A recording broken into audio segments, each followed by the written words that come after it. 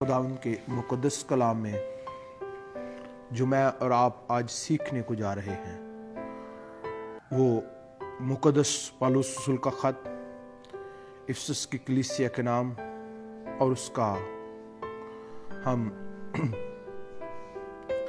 पहला बाब और उसकी हम तीसरी आयत की आज हम तलावत करेंगे और इस पर थोड़ा सा गौर खोज करेंगे जो खुदा पाक रूह मुझे और आपको सिखाने को है। खुदा के लोगों, कलाम मुक़द्दस में लिखा है, हमारे खुदावंद यीशु मसीह के खुदा और बाप की हम्द हो, जिसने हमको मसीह में आसमानी मुकामों पर हर तरह की रूहानी बरकत बख्शी। खुदावंद के पाक कलाम का पढ़ा सुना जाना हम सबों के लिए बाइस से बरकत हो। खुदावंद के मुक़द्दस कलाम में हमने पढ़ा कि हमारे खुदावंद यीशु मसीह के खुदा और बाप की हम्द हो। हमारे खुदावंद यीशु मसीह के खुदा और बाप की क्या हो जी? हम्द हो, जिसने हमको आसमानी मुकामों पर हर तरह की रूहानी बरकत बख्शी।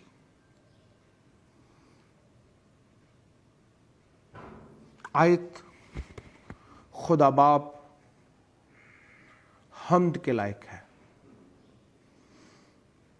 ये सिखा रही है कि खुदा बाप हम्द के लायक है, जिसने हमें मसीह में शामिल कर लिया है, जिसने हमें मसीह में शामिल कर लिया है और खुदावंद यीशु मसीह आसमानों पर चढ़ा है और फिर बाप की दानी तरफ जाकर बैठ गया, तो बाप ने हमें भी उसके साथ आसमानी मुकामों पर बैठा दिया। बाप ने हमें भी आसमानी मुकाम पर बैठाकर हर तरह की रूहानी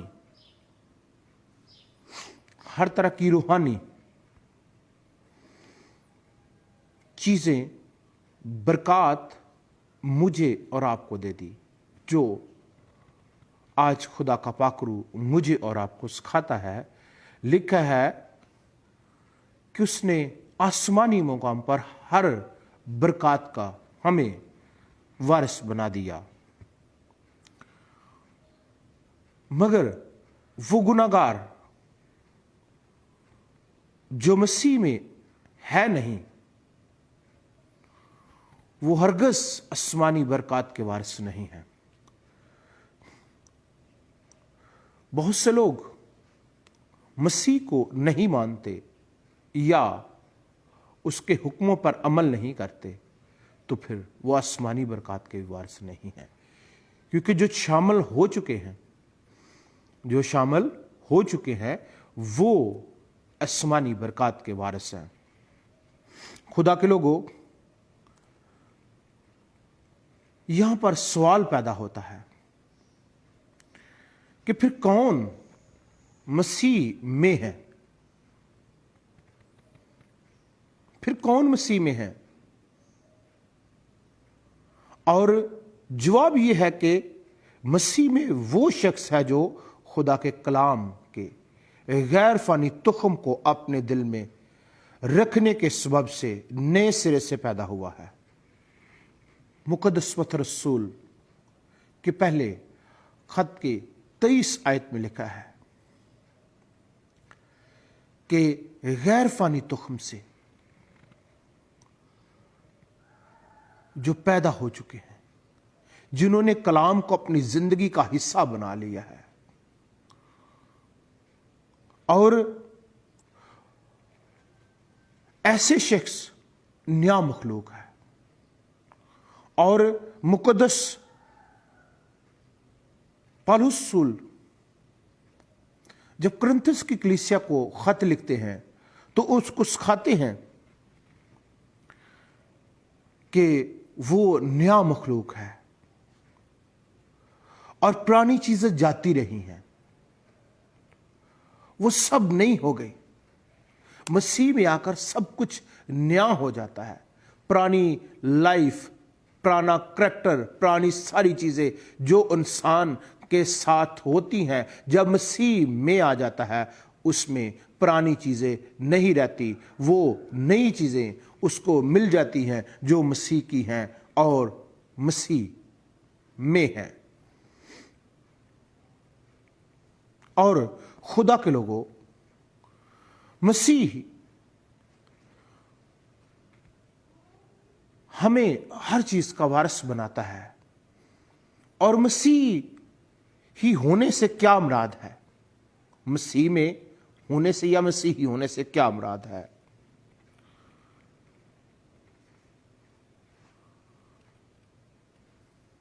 मैं आपको बताना चाहता हूं। खुदावंद के लोगों, लिखा है कि मसीह का रूह पहले नबियों में काम करता था। पेशतर से मसीह का रूह जो नबियों में पेशतर से था और मसीह की गवाही देता था, वो मसीह का रूह कलमा रूह है जो मुजस्सम हुआ और इंसानी रूह नहीं, वो खुदा का रूह है। वो मसीह का रूह पहले नबियों में था, अब हम में है। पहले नबियों में था, अब हम में है। पहले नबियों में होकर कलाम करता, तरह बेतरह, हिस्सा बे हिस्सा, नबियों को गाइडेंस देता, नबियों को सिखाता, नबियों को बताता। लेकिन अब खुदा के लोगों, लिखा है वो हम में है, जिसके सबब से हम सब मसीह के हैं। हम सब मसीह के हैं और फिर उसी के सबब से हम मसीही कहलाते हैं। उसी के सबब से हम मसीही कहलाते हैं। मगर जिसमें मसीह का रूह नहीं, वो उसका नहीं। रोमियो का मुसन्निफ कहता है जिसमें मसीह का रूह नहीं, वो मसीह का नहीं। रोमियो 8वें बाब की 9वीं आयत में, जिसमें मसीह का रूह नहीं, वो मसीह का नहीं है। जो मसीह के रूह के साथ अकाई बनाए रहते हैं, वो मसीह के हैं। हर बात में उसमें पाए जाते हैं। और मुकद्दस यूहन्ना इस बात को जो मसीह में है और मुकद्दस यूहन्ना की मार्फत हम देखें तो कलाम खुदा में लिखा है ताकि वो सब एक हों। यीशु मसीह कहता है वो सब एक हों, अकाई हो, सब एक हों, जिस तरह ऐ बाप तू मुझ में है और मैं तुझ में, वो भी हम में हों। खुदा के लोगों, मसीह ने शामिल कर लिया है। आसमानी मुकामों पर हर तरह की बरकत दे दी है। वो कहता है एक हों। आज से आप गौर करें, हमने पढ़ा है कि हमारे खुदा यीशु मसीह के खुदा और बाप की हमदो, जिसने हमको आसमानी मुकाम पर हर तरह की रूहानी बरकत बख्शी, हर तरह की बरकतें।